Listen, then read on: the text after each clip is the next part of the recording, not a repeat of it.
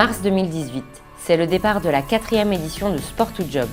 Direction Champs-Rousses pour une journée capricieuse dans le ciel, mais toujours très ambitieuse par son concept. Le principe de Sport2Job est toujours le même.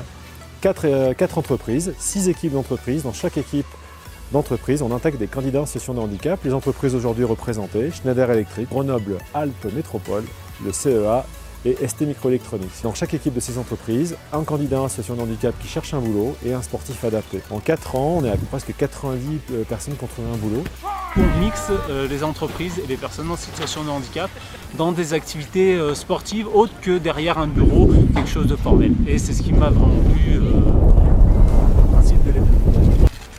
Je suis très content de rencontrer des candidats qui correspondent à des profils qu'on peut rechercher. Je travaille à la direction de l'insertion et de l'emploi de la métropole et j'ai rencontré des candidats notamment qui ont des DUT sur des métiers techniques.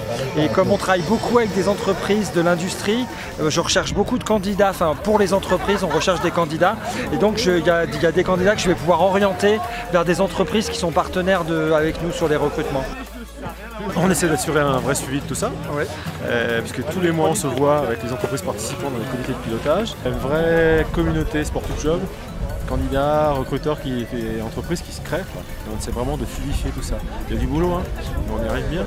Les participants se sont défiés tout au long de la journée sur des activités diverses, en commençant par le biathlon. Au début, ils ont une initiation de 5 à 10 minutes et après un petit challenge où ils vont devoir réussir le plus possible de cibles et ça va leur compter des points pour le challenge Sport2Job. C'est également l'occasion pour tous de se sensibiliser à diverses formes de handicap. On connaît beaucoup le sport paralympique, handicap physique et pas vraiment mental. Donc c'est intéressant de discuter aussi avec des gens qui ont ce handicap-là. Et finalement, ils ont un niveau qui est plutôt bon.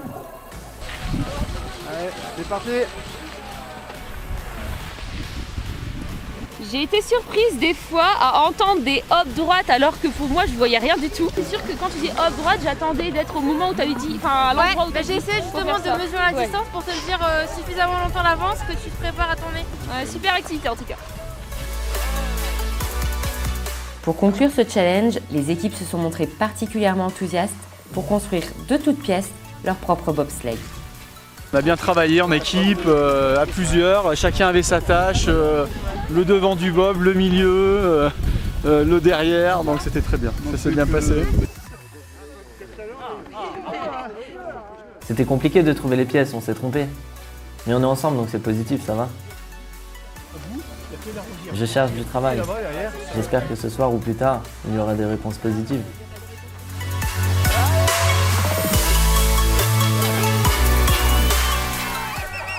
C'est finalement l'équipe du SVDC du CEA Grenoble qui remporte cette première étape. Rendez-vous désormais le 27 mai au Stade des Alpes pour un tournoi de football qui promet de mettre hors jeu les préjugés.